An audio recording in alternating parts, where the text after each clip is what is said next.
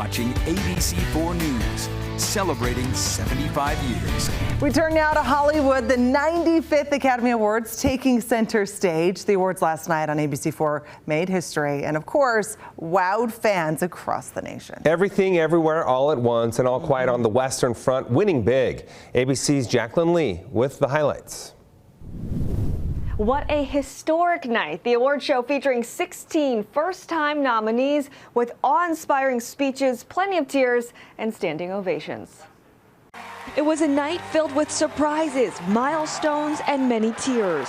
Everything, everywhere, all at once, dominating the night. Nominated for 11 Academy Awards, taking home 7, becoming the first science fiction film ever to win Best Picture. Ke Huy Quan winning Best Supporting Actor. Stories like this only happen in the movies. I cannot believe it's happening to me.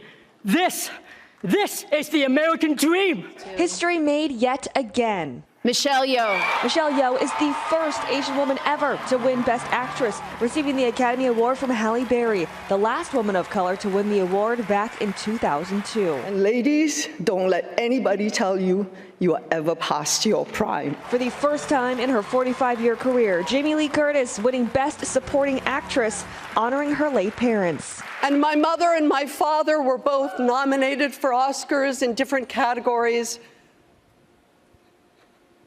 I just won an Oscar. Best Actor went to Brendan Fraser for his commanding role in The Whale.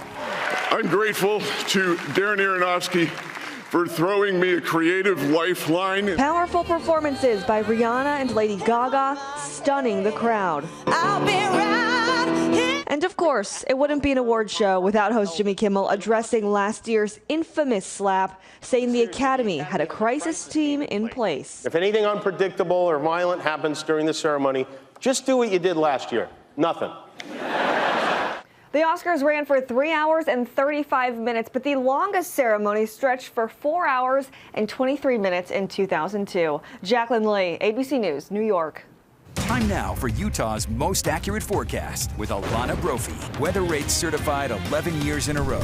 All right, and now back over to the weather with a lot happening. A lot of those storms lined up throughout the week. Oh, yeah, we've got wet weather on deck, and it wants to stick around. We start, though, with periods of sunshine today. Great shot from Marlene Crutcher. Thank you, Marlene, for snapping Lone Peak. How pretty does that look? All the snow. We did see some sunshine, but then we got pretty unsettled as a weak cold front came through, bringing some thunderstorm activity and showers. We topped out at 58 degrees the last time we hit 58 in November. Yeah, it's been a while, and we saw that warmth really throughout the state, closer to average, actually, when we see those 50s, 54 in Delta, 55 in Moab, and 60s down there in St. George. So a little closer to where we should be. Satellite radar shows that unsettled sky as we look at the satellite in northern Utah in the last few hours. You watch as that line of storms kind of tracks from the West Desert over the lake and to the northern Wasatch Front. Quieter now, but we're not done because we know we've got a warm, wet storm on the way, and it's going to impact us for several days. Great shot from Meg of the Oakers tonight as those storms were brewing and rolling on through.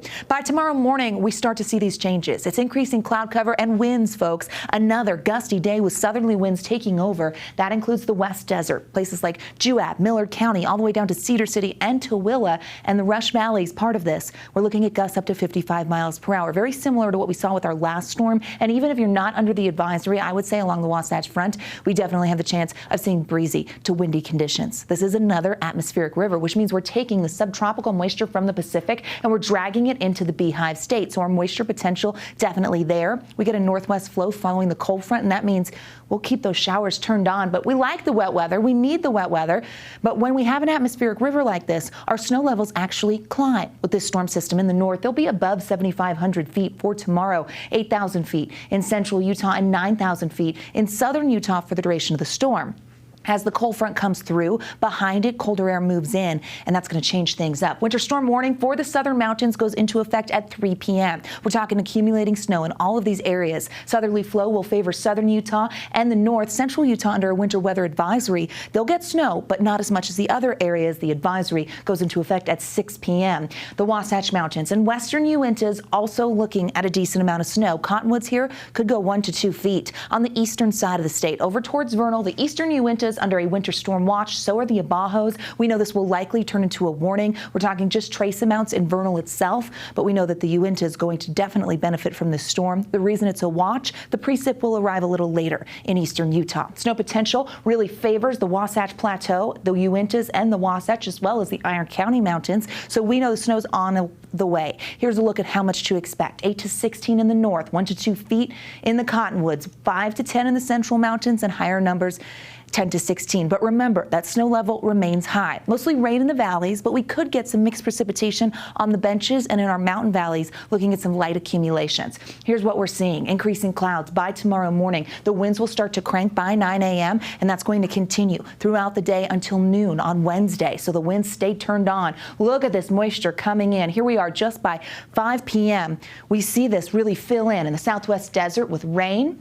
And as we look at the northern portion of the state, central Utah taps into it. At times, Salt Lake can be rain shadowed by the Oakers, so we don't get that moisture as much as we will see in places like Cache Valley and the Ogden Valley. A bit of a break Tuesday night, but then here comes the front. It moves through early Wednesday. Behind it, cold air, and we definitely know that we could see the chance of some mixed precipitation with that and thunderstorms. That really, for Wednesday, means that eastern, central, and southern Utah have the threat of some thunderstorm potential. Looking at those temperatures, 40s, 50s, and I'm going 60 because of those southerly winds. 63 in Moab, 66 in St. George. The next 7 in Washington County, showing those 60s, turning to 50s, but we dry out.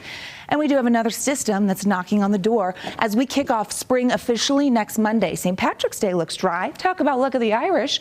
We see in northern Utah very active conditions. This is valley rain. It's going to be a valley rain mountain snow setup. Drier by St. Patrick's Day. By Sunday, we get increasing cloud cover and more wet weather. And then spring officially begins on Monday. And winter's like, oh, I don't want to go anywhere. Winter's saying that's what you think. Yeah, that's true. Thank you, Alana. We appreciate it. Time now for Look at Sports. They're Wesley Ruff. Local basketball team hoping to be the Cinderella story this year. This would be good. They need to win. They need to win the postseason. Utah State Aggies begin their preparations for the big dance. We'll hear from them and the